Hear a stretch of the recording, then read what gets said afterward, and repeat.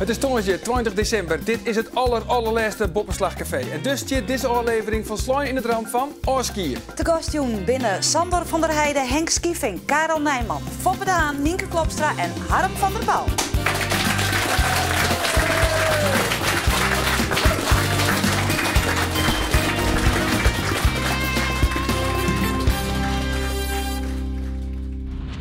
Sander van der Heijden neemt april dit jaar afscheid van het profvoetbal. Het is dreig om het publiek uit te zwaaien, want Cambuur is zijn clubke. Afscheid nemen is sowieso dreig voor Sander. Bij Waldhof Mannheim gaat hij voor terug heimwee. In 2002 smiet hij de door bij Cambuur echt achter hem dicht, maar na een periode ONS komt hij weer om. Zijn afscheid van dit jaar liep het definitief, maar dat komend seizoen zit hij toch weer bij Cambuur. Dus Sander, wat wist nou? Ja, Sander van der Heijden, welkom bij het Boppenslagcafé. Mis je het eigenlijk, het profvoetbal? Nog geen seconde. Nee? Nee, helemaal niks. Het is ook niet een beslissing die je in één dag genomen hebt. Lang over nagedacht. En op een gegeven moment, het is ook klaar. Vorig jaar was het klaar, het was mooi geweest. En dan ga je een andere weg in en dan ga je wat nieuws proberen. En dan ga je terug naar een andere oude club. ONS. En ONS. En dan ga je meer richten op het trainingsvak. En dat is een hele goede keus geweest. Ja, eens heeft hij 2 keer echt Oorskier naam. De eerste keer wie in 2002. Want het profvoetbal wie doet in die eigen egoïstisch en achterbaks. Wie dat eigenlijk een drege keuze? Heeft er langs in oorhikken? Afgelopen jaar of toen? Toen, in 2002? Nee, eigenlijk niet. Kijk, die keuze die ik toen maakte, daar sta ik nog steeds achter. En de wereld was toen ook zo. En misschien nu nog wel. Maar is het een hele moeilijke keuze? Want ik denk dat er van binnen misschien wel een strijd is. Want hij is zeer talentvol. En als jonge jongen word je toch eigenlijk altijd op het hoogste niveau voetballen? Ja, alleen dat moet wel matchen. Kijk, je kan talent hebben met je voeten. En alleen het moet ook matchen zeg maar, met wat er tussen je oren zit. En op het moment dat dat niet... ik had talent om voetballer te worden met mijn benen. Ik had niet het talent om op dat moment zeg maar, met mijn hoofd... toen was ik daar niet aan toe. En op een gegeven moment dan gaat dat botsen en dan... Houd het op en dan moet je wat anders zoeken, vind ik. Ja, en dan is het in één keer, oké, ik vind er nou niks meer aan, Bats oorkeuze? Of moet je er heel lang over nadenken en die in de waai? Dat is niet na 1 training dat er een keer niks aan is en na een slechte wedstrijd van je wordt uitgefloten en het is klaar. Nee, dat is een proces, dat gaat ook wel jaren overheen. En als jong jongetje dan wil je profvoetballer worden en dan doe je er alles voor en dan laat je er alles voor. En op het moment dat je dan in de wereld komt, dan is het niet zo rooskleurig. Op dat moment meer zoals, dan dat je dacht dat het was. Ja, en in 2000 of de eerste keer staan we weer om naar de amateurs bij ONS. Dan vies een beetje de willen weer om. En dan in 2000 toch weer om naar Cambuur. En mijn succes, kun je wel stellen, toch? Ja, die is natuurlijk die even graag promoveren wilt, maar... Kijk, dat blijft altijd, dat blijft me altijd een beetje achterna zitten ook. Ik ben toen teruggegaan ook met de ambitie om nog 1 keer te promoveren met Cambuur naar de Eredivisie. Ja, en dat is gewoon niet meer gelukt. En daar baal ik nog steeds wel van, mag je best zeggen. Ja, dat tot nog altijd zeer. Ja, tuurlijk. Die miste penalty van Mark de Vries, daar herinner je hem graag nog even aan. Nee, niet zozeer die. Dat zijn meerdere momenten zeg maar, in andere wedstrijden, ook tegen Roda. Bijvoorbeeld Roda uit, die penalty tegen. Ook die penalty die we niet krijgen en een rode kaart. En de eerste wedstrijd die we misschien wel hadden moeten beslissen. Ja. Terwijl het 0-0 was. Nou, dat soort momenten, dat blijft je wel achterna zitten. Ja. Dan gaan we naar die tweede oorskier. Want ik zei het al, hij is 2 keer echt oorskiernaam. Eerst dus van het profvoetbal, dan in 2002. Of nee, eigenlijk ouder seizoen bij Cambuur. En dat wie eigenlijk een heel oorskier. Want de eerste keer dan ben je zelf de regisseur. En de tweede keer water eigenlijk voor die oorskiernaam. Ja, nou goed, kijk, het afscheid afgelopen jaar, dat is gewoon in prima overleg gegaan. En er zijn een aantal gesprekken geweest van wat wil ik en wat wil de club. En uiteindelijk kom je eruit dat het gewoon het beste is om te stoppen. Maar dat woest dan eigenlijk wel graag langer blijven bij Cambuur? Nee, dat zien heel veel mensen verkeerd. Ik heb altijd gezegd, op het moment dat je niet goed genoeg bent, dan moet je stoppen. Je moet nooit een jaar te lang doorgaan. En ik had er geen zin in om eventueel door jonge jongens voorbijgelopen te worden op een training. En dat zou kunnen gaan gebeuren. Kijk, ik ben al 34 en er zijn jongens van 18, 19 jaar die ook heel veel talent hebben. Ja, die kunnen je op een gegeven moment voorbij lopen. En ik ben gewoon te gretig en te ambitieus om dat nog een jaar mee te maken. En ik had toen besloten ook van dat wil ik niet. Ja, dat voor zelf in die eigen wies toch net goed genoeg meer voor Cambuur? Nou, Op dat Of moment was dat vooral wel, hoe maar die gewoon zijn? misschien het jaar daarna niet meer. En dat wilde ik dus niet. Nee, maar wie net een teleurstelling? Of meer berusting? Nee, maar ik heb altijd gezegd... ik heb best wel een aardige spiegel thuis, denk ik. Ik heb geen lachspiegel thuis. Ik heb gewoon een prima spiegel. En ik kan redelijk mezelf in de ogen aankijken van het is nou mooi geweest. Ik heb mijn best gedaan. En het leek misschien niet altijd zo over het veld. Maar ik deed in mijn beleving deed ik altijd mijn best. En op een gegeven moment is het gewoon een punt dat je moet stoppen. En er zijn er anderen, je moet een stokje doorgeven. En hun talent moet dan tevoorschijn komen. En dan is het gebeurd. Ja. En misschien wist er nog wel ooit op termijn haartrainer bij Cambuur?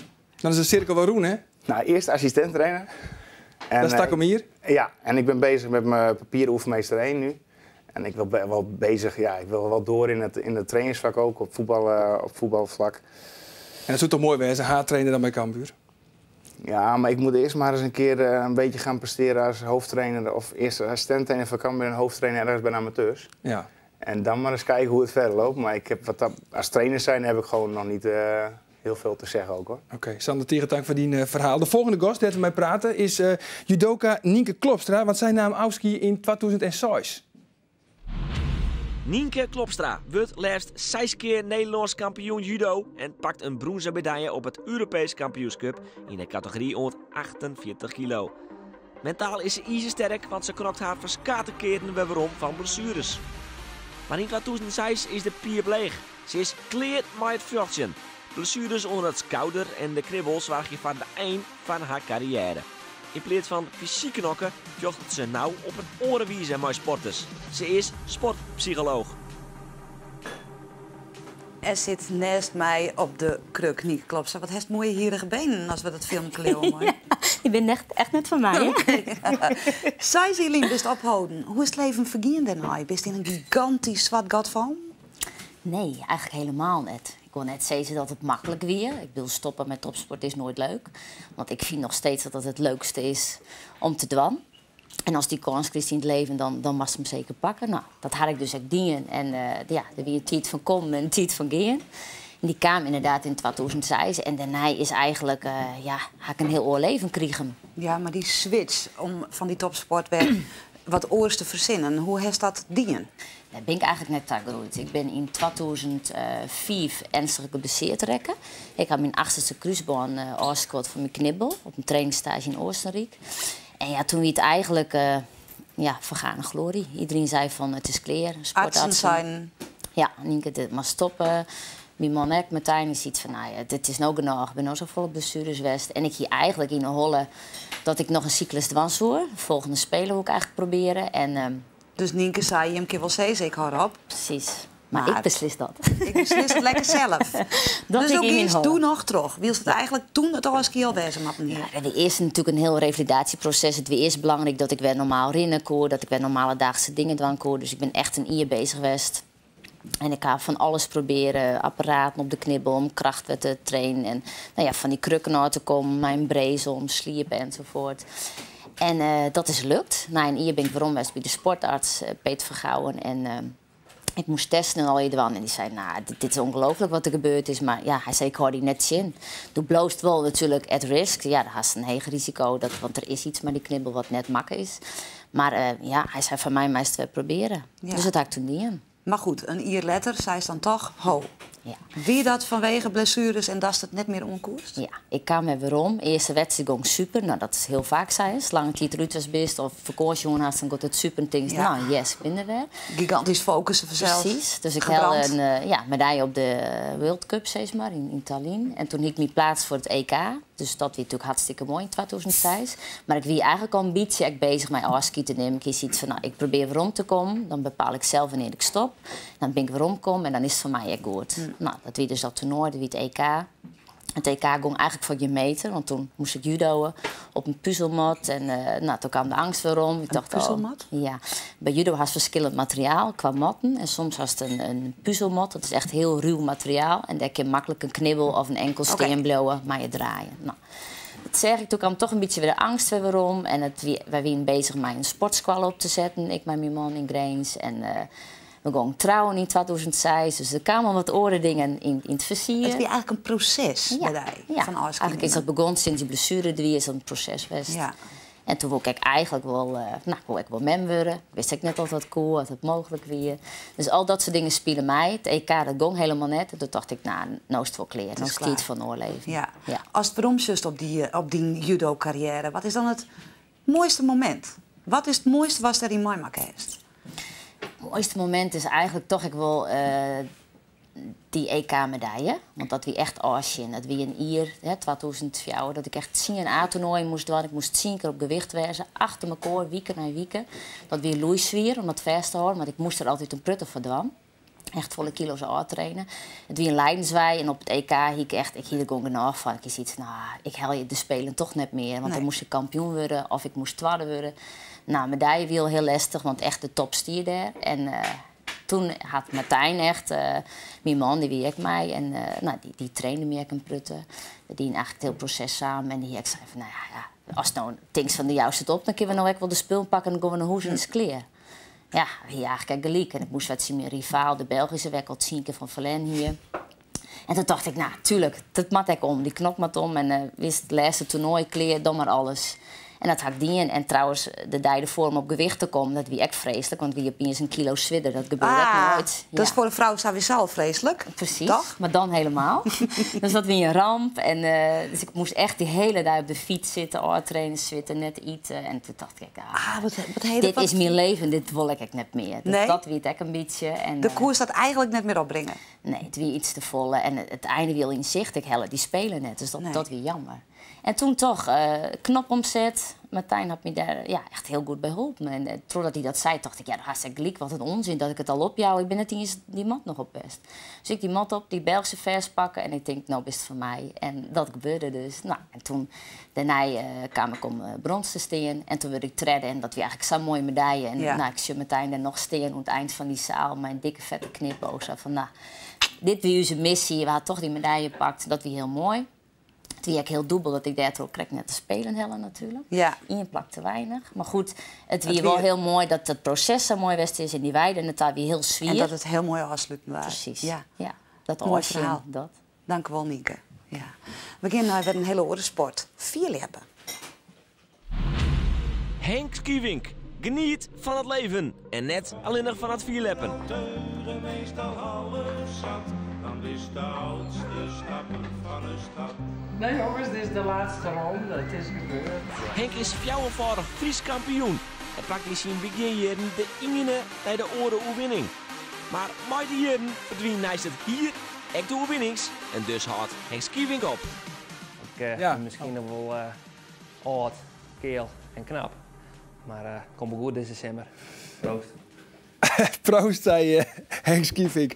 Henk, welkom. Ja, de vraag eigenlijk, bist je eigenlijk net te lang terug hier? Want die laatste Friese titel, wie uiteindelijk al van 2007. Ja, maar ik had verleden jaar nog een PS-pro. En toen dacht ik van, we kunnen wel even hier terug in. Er zit altijd nog wel progressie in. Daar zit nog progressie in, ja. Al hier wie het vierde ziekje in die progressie. Ja, maar heeft er wel eens een probleem mee hoor? Altijd maar weer die media die zetten zeuren van, Henk, wanneer werd het die laatste hier? Je wist een beetje de Rintje Ritsma van het vierleppen. Nou, dat vind ik een compliment. Ja. Een knappe kerel, toch? Ja, zeker. Echt een soort woon. Ja, zeker. Ja, als je ziet op een gegeven moment het winnen, dat blijft wel achter. Ja. En dan mist ook een stukje motivatie. Dus ik had dit hier nog vond ik op zich nog wel een knap seizoen draaien, een beetje mij draaien. Maar op een gegeven moment, ik wil dat je net met mij komen kennen. En dan ben ik naar Litouwen geweest, dat is hartstikke mooi, meid en meidje. Het hele idee van Vleen die we dus gewoon om nog even in je trot te gaan, omdat we zo'n minstens seizoen hadden in Protterrijnwetter. Ik zoek toen al een stapje, maar dan spring je PR. Nou, dan plakken nog een hier rond, maar eigenlijk wie ik toch wel wat door die top heen. Ja, maar dan ben je natuurlijk 4 keer bist je Fries kampioen. En bij 4 keer dan moest je zilveren pols horen. Dat is hier denk ik echt wel, dat is een argument om trot te gaan. Dat is een groot argument. Had al die jaren een argument geweest. Van springst nog een hier, kerst nog winnen die Friese titel. En die 5e keer was hem toch wel hard, was hem toch wel op een squasje mantel ha. Net dat ik een squasje mantel ha, maar in ieder geval, dat was altijd het argument. Nou, en mijn PR verbeteren, want ik wil eigenlijk wel die 20 meter springen, dat is het, ik krijg net van. Nee. En heeft altijd echt wel de illusie om Bart Helmond, hij zit je rek, om die dan te verslaan? Jazeker, maar dat is een illusie. Dat wie ik een illusie. Ja, dat is een illusie. Nee, Bart traint heel los als ik train. En dat ik gewoon elke soort die professioneel wijzen moet. Ja. Maar laten we zeggen hoe de trainer vandaag, want er is een beetje bekend als levensgenieter, hè? En vooral dat is het vooral met je talent. Ja. En we net al te volle trainen. Nee, het maakt wel leuk blauw. Ja. Ik krijg wat verhalen ja, door op een zoveel kilo's eruit trainen en dat soort dingen. En proto zweten en dit nou meer leven. Bij mij gaat het net helemaal zo. Nee, en dan kom ik dan die strakke pakken bij het vierlippen en dan komt dat buikje wat meer te vast. Dat die wel een keerpunt van nou mag ik wat meer trainen, dat klopt. Ja. Of wie dat ik misschien een extra stok achter de doos van Henk, nou misschien mat er wel eens een keer een punt. Ja. Het wil dat sixpackje, dat is ik een grote illusie. Dus, maar ik vond op zich het ene laatste hier, dus die hiervoor, dat voelt op zich nog wel mij. Dat weet ik nog wel redelijk. Maar dit hier, dat weet echt via de ziekje. Dus, Maar zo nou, dan wie het echt van, bijvoorbeeld, ik kan me herinneren in 2004 wie dat, wie is de vakantie van Canada, waarom? Ja. En daar later wie het FK en huppakee winnen. Ja, prachtige winning. Ja. ik 4 kilo dus weer. Ja, dat is zo apart. Dat op zo'n moment dan heb je gewoon totaal geen spanning, want je weet eigenlijk wel van, ik hoef je net om te denken. Dus ik is er heel relaxed in. En dat voor mij is dat ik een sleutel tot succes. Heel apart, gewoon onbezonnen dan zo'n wedstrijd ingaan. Ja, en dan springt ik naar een fantastische wedstrijd. Ja. Dus dat had je niet verwachten. Nee, dit is oorspronkelijk trouwens nou zien, dit wie in 2004 en even mij. Maar het missen van die zilveren pols, is dat toch wel een gemis? Er is geen vast in mantel, maar is het wel een gemis? Viel het als een gemis? Ja, nee. Er zijn zoveel oren dingen om het vierlippen heen die ik mij maken ha en die ik nog steeds mij maak. Dat zo'n zilveren pols is mooi om hier te houden. En dat die namen erop zit is al heel wat. Dus iemand die hem nou hoorde, maar die had mijn naam direct op erop staan. Dus ik geloof dat het Bart is. Dus die kan er ook mooi naar zien. Ja, precies. Die shot mooi naar de naam van Henk Schiefink. Tierendank van die komst. Foppe de Haan, dat is de volgende gast. Hij nam als trainer bij Sportclub JRV een oorski in 2004. En dat wie misschien wel het mooiste oorski in de Friese sportskiernis. Foppe de Haan is ervaringsdeskundige in het nimmen van oorskiën. Dat kost mij wat moeite. Maar het eind van het jaar stop ik ermee. Hij wordt uitzwaaid bij Jereveen, bij Jongerijen in Zuid-Afrika en in Tuvalu. Bij Jereveen krijgt hij het mooiste oorski in de Friese sporthistorie. Echt oorski nemen is liefdels dreig van de Haan. Nevens gewoon meesken, misschien daar vervelend staan. Maar oude leefde rust het neer en dus zal de Haan van de rest van zijn leven verboel wijzen om Jereveen. Is dat zo? Voor de rest van je leven verbonden? De rest van mijn leven? Ja, ik weet niet hoe lang het wordt. Het is in een schoot der toekomst verborgen. Maar ja, ik ben een supporter, dat zeg ik blauw. Ja, maar ik echt verboen. Viel je verboen naar Jereveen? Ja, natuurlijk. Ja. Het onkundigen van dat oorskiën, dat wie doe emotioneel. Ja, dat wie al niet eerder. Hè? Ja, dat wie al een jaar voor het oorskiën, maar het moment om dat on te kundigen, dat wie emotioneel. Wat emotioneerde je doe zo? Oh, schiet niet meer, denk ik. Ja, maar het wie alleen nog het onkundigen. Ja, maar dat zou het wel zijn. Ja. Dat kost een hoop energie. En en ik ben een emotioneel mandje. Dat is ik zo. Dat weet, heel Nederland weet dat. En daar is ik niks mis mee. Hoe lang heeft dat proces naar die stap door? Nou, dat is eigenlijk het hier ervoor al begonnen. Of al begonnen. Dat wie mijn idee, een van het begin weer heel slecht. Lieke slecht als nou. En toen gingen we op vakantie. Maar ik heb meteen keer. Op trainingskamp naar Belek. En toen had ik met de heren erover praten, toen had ik stopte ermee. Nou, de week dat ik daar bij Leerburg. En toen ik net, ik ben er hartstikke ontevreden over. Nou ja, dan kan ik twee dingen waar niet zitten van ik stop. Dus had ik met Henk Heijsen praat, met Jan de Jonge, wie er ik bij, met Riemer. En de hoorde hij weer. Ja, toen zei hij, ik niet stoppen. Nou. Ik zei, waarom net? Het emotioneert je weer. Hoe kan dat?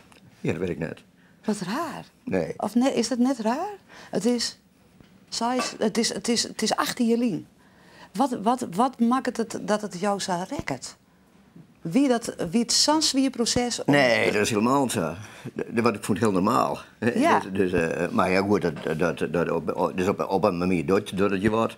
Dan komen de herinneringen weer op en ik zou met dezelfde zitten. Hè. Oh ja, echt? Ja. Je zult jezelf weer pijnzen, als het ware. Ja, nou ja. In die twijfel zitten. Ja, twijfel. Van mezelf dacht ik van, nou, klaar. Maar ik ben natuurlijk net helder, genoeg. En toen hebben we mij zien draaien, of jou en hoe praat. En toen kwam er zijn van, nee, zo stop ik net. Ik stop op het moment dat het goed gaat. Nou, en we komen om, ja, waarom het net zo goed ging. En toen ging het, dus het jelle hier en hij ging het weer hartstikke prima. Dus dat weer leuk. Dus dan is het wel leuk. Hè. Als ik bij de oors, dan kost ik minder energie. Het goed gaat, kost minder energie. Maar goed, op een gegeven moment had je toch besluiten. En toen dacht ik van, oké, 62, dat ik prima. Ik stop ermee. Dus dat weer dat moment waar we kregen. Ja. Nou ja, en dat weer een fantastisch seizoen. Ja. Dus En het weer een fantastisch afskiën. Ja. Ja. Maar het afskiën het nooit echt plak vonden. Oh. Jo, hij nooit echt afskiën naam. Je bent de hele wereld ook in, van Zuid-Afrika, on Tuvalu. Maar maar dat is totaal oors. Ja, Dus dan ga je een periode als het ware afsluiten. Maar ik ben het klaar, hè. Nee. Dat is wat oors. Hè. Dus ik ben eigenlijk een trainer. En dat word ik hartstikke graag gedaan. Vind ik mooi werk. En dan in de oorlog naar het Auskiën wereldzaal, dat bekend weer dat ik naar jongerij ging. Ja. Weet je, Riemer weer slim. Want Riemer, we gingen opera ik stoppen, maar we gingen opera dat ik tot 65 bij Heerenveen bleef zo. Dus het is waar dat ik trainer van jongeren. Je bent toch verboen. Ja. We hebben net heel lang om te praten. Het maakt op mij al indruk dat je daar weer op reageren. We zitten nu in de tijd van no. Riemer van der Velde ziet je verliezen weer in het café. Ja. En maakt het hem druk over die club. Kan Lieke min afskiën nemen als jou? Of kan hij het minder goed als jou? Ben je Lieke goed? Lieke volle als hem nog belutsen bij het feit dat het net goed is? Op een andere manier, want ik ben natuurlijk volle meer nog bij de gang van zaken betrokken. Hè? Dus ik ben bij de jeugdtrainers bezig. Ik praat nog weer ouder van het voetbal met teamen en Henk Hedder en Marco van Basten. Nou, ik vind dat er verstand van haar. Maar het is net zo dat ik op het doorsnede klopje. Nee. Dus het is gewoon zo dat we er op een hele normale manier naar zitten, naar staan te zijn en dan speel je het. En dan zeggen we, wat weer nou goed, wat weer nou minder goed. Hoe goed ben de jongens die in het belofte team zitten? Kan die er nou wel in of kan die er net in? Nou ja, dat soort dingen. Je hebt nog enige invloed voor je gevoel? Nou, net in de zin van dat ik zeg van dat maat of dat maat, maar dat ik als het ware vragen stel. En ik denk dat ik vroeger zelf ik behoefte aan. Dat is hartstikke goed. En dat je dat op een goede manier doet, dan is het heel prima. Ja. En ik viel me er wel senang bij, of prima. Ja. En ik denk van oké, ja, ze luisteren op een... Maar of ze nou naar mij luisteren, daar heb ik al praat. Hè. Zeg van je moet net naar mij te luisteren. Je moet zelf beslissingen nemen. En ik ben alleen maar een soort klankbord, klaar. Ja. Het zit erop, het gesprek, spietig genoeg. Ja. Ja. Foppe de Haan, afskiën. Ja. Eigenlijk nooit afskiën naam. We gaan naar de volgende gast en dat is Harm van der Pal. Harm van der Pal is nou journalist, maar wie als jonkje een talentvol reetrieder. Al op zijn 16e kwam hij bij jonge rijen, 2 letter zit hij al bij de kernploeg. Zijn grote trolbaak beleeft het er likwijls nooit. Harm neemt een doek in het maar en breekt zijn nekken. Hij neemt hem voor om je nooit weer hoe te praten. Ontjoerd. Die topjaren die van steeds maar de periode van 1979 rond mij 1986. Even voor de beeldvorming, neem eens wat orenrieders. Van toen? Ja, van toen. Hans van Helden, Piet Kleine, Hilbert van der Duim, Iep Kramer, dat wint. En dat is bij de nationale selectie en daar is de Benjamin. Ik ben de jongste. Ja. Ja. En dat was toen als een groot talent, maar een reden triathlon in carrière is toch wel... de ongelukken. De ongelukken. Ja. Ja, want er is gewoon een auto-ongeluk, een Bruts en Skonk. En altijd eigenlijk op momenten van de grote toernooien. Ja, en dat wie vroeger zo. Dan moest op grote toernooien presteren. En dan, als je dan net presteert, dan laat je het hele seizoen er weer uit. En dan moesten we naar het andere seizoen. Ja, en neem u dan eens mooi naar het verhaal in 1983. Wist eigenlijk nooit hoe praten woest, maar nou voor het eerst eigenlijk wel. Nou, ik heb wel eens jij zijn, maar net voor de televisie. Maar wie op 11 juli 1983, warme dag, warme simmerdag. En wind met Sint-Niks strandje kwam er een famke bij me. Ik zoek haast naar huis met mijn kano, want ik kano je altijd een hele protte. Dat ding ik altijd. En ze is een smarrige rijden. Nou, ik denk, ik moet maar even in het water duiken. En dit zoeken maar. Ja, en ik nam een duik en met de hol op een groen. En mijn nek op plakken kapot. En dat wie hierbij, hier achter mijn ademsappel. Naar de dokter. En nou ja, vervolgens heel lang in het ziekenhuis revalideren en alles opnieuw willen leren. Ja, maar hoe lang heeft dat revalidatieproces worden? Nou, met al een jaar. En Henk Emser die heeft me ermee geholpen. Ja. Ja. En op dat moment, ja, dat zult net Griek op dat moment wezen, maar denk je dan echt van, dit is einde carrière? Ja, eigenlijk wel. Ik heb er eigenlijk net mee zitten. Ik denk, dit in mijn oude ski, het is mooi geweest. Maar toen werd ik weer wat beter. Ik kon een beetje beter rennen, een beetje beter schaatsen, want dat trok altijd een... Ik denk, nou, ik moet toch maar weer verder. Want het zit er toch in. Ik wil weer. Ik heb die Olympische Spelen in Sarajevo mist, wat op zich door Nederland allemaal verprutst worden, maar dat terzijde. Ik ben aan het trainen aan de hand van Henk Emser en nou ja, ik kwam redelijk op niveau. Ja, want ik kondigde die niet kijkt om die jaren wie van Jochetje Jochen rond 86, dit ongeluk bij Tjoekema bij in 83. Ja. Dus hij heeft nog gewoon de nooit weer 3 hier heeft. Nou, of 2 jaar. Ik heb eerst 2 jaar heel rustig aan. Ik heb de Elfstedentocht bij de Tourrieders rijden. Toen ben ik hem in 86 echt rijden tussen de wedstrijdrieders.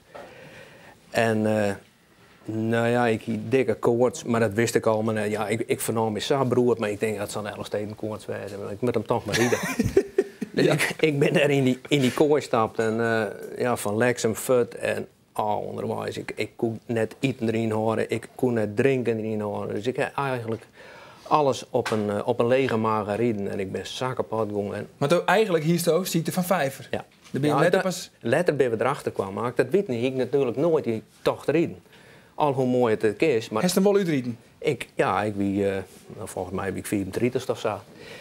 En ik heb hem dus wel uitrijden, maar ik heb jaren en jaren de les van horen. Ik heb een hele dikke lever. En altijd pijn, zie je jaren gewoon wurg en beroerd. Dat is eigenlijk, want ooit ik misschien nog wel reden. Maar dat is het cruciale moment wist om te zeggen van hoe stap ik hem uit. Toen ben ik de journalistiek ingegaan. Ja, dat is ook een mooi vak. Jawel, is wel mooi. Ja, maar minder mooi als echte topsport. Je kent erom klappen, ik er wel eens wat terug heilig, door de slagroom. Ja. Je kent de boel wel eens wat opklappen, maar ja, ik heb er wel mee zitten, dat wel. Ja. Ik vond het heel erg. Dankjewel voor die verhaal. We gaan naar Karel Nijman, uw volgende gast. Hij nam Arone Simmer Oski bij het Keertsen. Karel Nijman. Hallo, ik ben Karel Nijman. Rint ik al even mee. De Freule wint er nooit, maar zijn hichtepunt bleef het er op de PC van 2002 met Johannes Dijkstra en Volkert van der Wij. En dan is het de overwinning voor Johannes Dijkstra, Karel Nijman en Volkert van der Wij. Zij pakken de jubileum PC. Na al die jaren in de haatklasse vindt er het genoeg. Hij samelt nog een lading Jiltien van Kika en houdt ermee op. Maar ik wil je nog wel even wat meegeven. Als je kaatst, bedenk dan goed, bedenk dan heel erg goed waarvoor je het doet. Nou, wat een wijze uitspraak, Karel Nijman. Waarvoor doe je dat dan, Keertsen? Ja, waarvoor doe je dat? Dit was een redelijk pittig shot, want dit moest even uit het hoofd gelijk live. Dat is natuurlijk altijd lastig. Ja. Ik mag altijd graag even nadenken over wat ik zeg. Maar ja, het is gewoon een prachtige sport waar we ontzettend veel in zitten. En daar moet je ook ontzettend veel voor geven. Ja, want wat is het grootste plezier was toch het Keertsen helle hest, want het dorst ik horen sporten.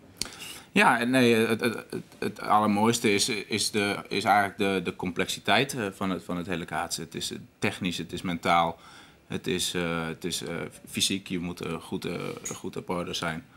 En je speelt de ene keer met iemand waar je de volgende dag een tegenstander van bent. Ja. Dus dat zijn gewoon hele mooie dingen. Ja. De heeft jouw Annelien steeds maar echt Oski-naam, september. Viel het nou al als het Oski-naam heeft? Of zit je eigenlijk nog wat in dat idee van ja, oors houdt het in september ik op? Nee, het afscheid is wel echt heel erg definitief.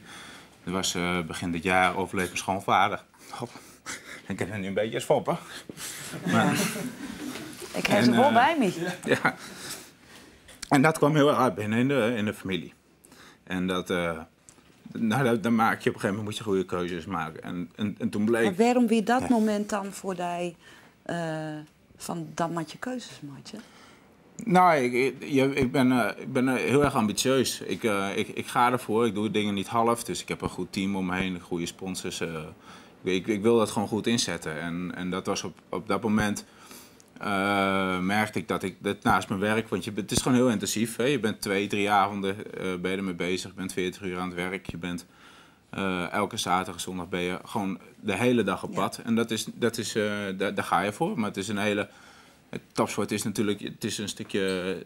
Je moet heel egocentrisch zijn als topsporter. Ja, die hele ombouwing moet er echt mooi bezig zijn. En dat paste op dat moment niet meer in de situatie. En ik heb 2 jongens, één van 2 en één van 4. En dan kon ik daar kan ik mijn huidige vriendin niet mee opzadelen. En dus toen kwam al langzamerhand wel het besef van, dit zijn mijn laatste jaren. Nou, en na de eerste cyclus raakte ik uit mijn bestuur, mijn toenmalig bestuur. Ja. En toen speelde ik ook niet meer op het hoogste niveau. En toen heb ik voor mezelf toch de knoop door moeten hakken van, ga je er nog wel verder? Ja. Ga je daar al je energie daarin steken of doe je dat niet? Ja. Hoe is het waarom op die carrière? Want hij heeft 1 groot hoogtepunt, neem ik aan. Dat is de PC van 2003, die is het winst. Maar hoe is het op die totaal van de carrière? Nou, ik ben heel tevreden. Ik ben altijd wel gebleven wie ik was. Ik heb nooit heel veel poeha gehad. Misschien ben ik wel eens altijd wel wat te bescheiden geweest. Hè. Dus ik had wel eens... Op de PC is dat net te zien, nee, op de PC is dat niet te zien, maar... maar meer voor die zelf opkomen, in toerwisselingen en dat soort dingen? Ook. Dat was niet mijn sterkste punt. En als je dat niet beheerst, dan speel je al vaak een team lager. Ik zeg niet dat ik altijd onder mijn niveau heb gespeeld, maar ik heb er wel altijd heel erg hard voor moeten knokken. Ja. Heeft alles eruit hellen wat erin zit? Nou, misschien had ik ook met Nienke nog wel wat vaker om tafel gekund, een sportpsycholoog. Ik denk dat er wel wat momenten zijn geweest dat er nog wel wat meer in heeft gezeten.